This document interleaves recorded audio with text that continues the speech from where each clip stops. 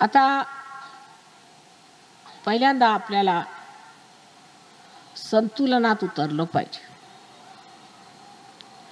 आणि संतुलन हे साधण्यासाठी आपल्या दोन बाजू आहेत, एक तर डावी आणि उजवी बाजू.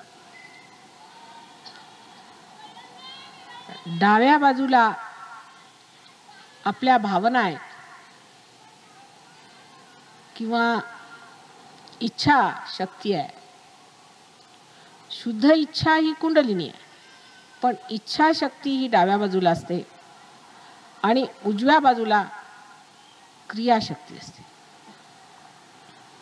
ह्यांच्यामध्ये संतुलन साधावं लागतं, तेव्हा मध्यमार्ग उघडा होतो.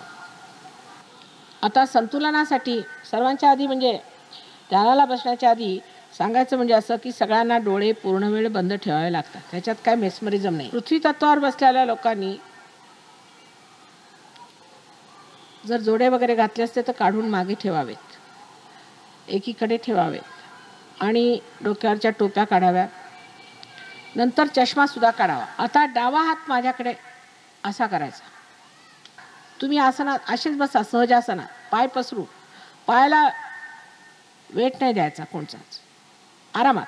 सहजासन म्हणजे कसे पाय उघडून बसायचे, मांडी अशी उघडून बसायची, पायाला आखडून बसायचं नाही, उघडून बसायची. आपण आरामात घरी कसं बसतो तसं, त्याला काही पाय वगैरे आखडून घ्यायचे नाही, अगदी आरामात.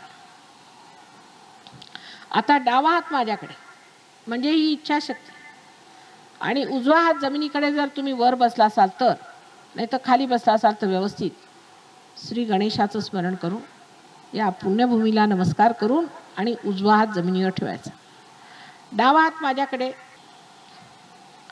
काय करतोय आपण की ह्या चक्रांच्या अग्रामध्ये 5, 6 आणि 7 अशी चक्र आपल्या हातात आहेत.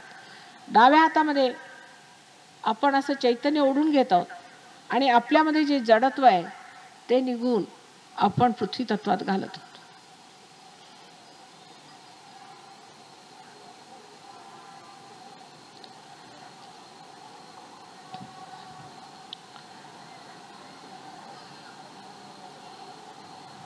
म्हणजे आपल्यामधले जे कुसंस्कार वगैरे असतील ते सगळे निघून जातील.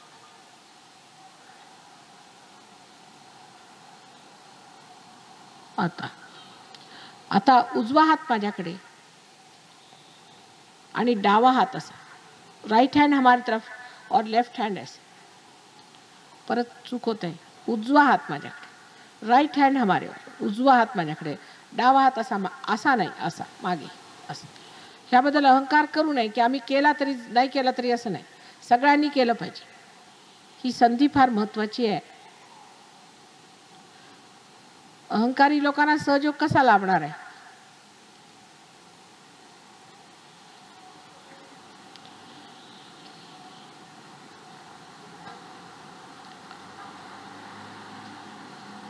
आता काय करतोय आपण की राईट साईड म्हणजे कार्यशक्ती आहे आणि त्यामध्ये जे अहंकारादी जे दोष येतात ते आपण आता आकाश तत्वात घालत आहोत.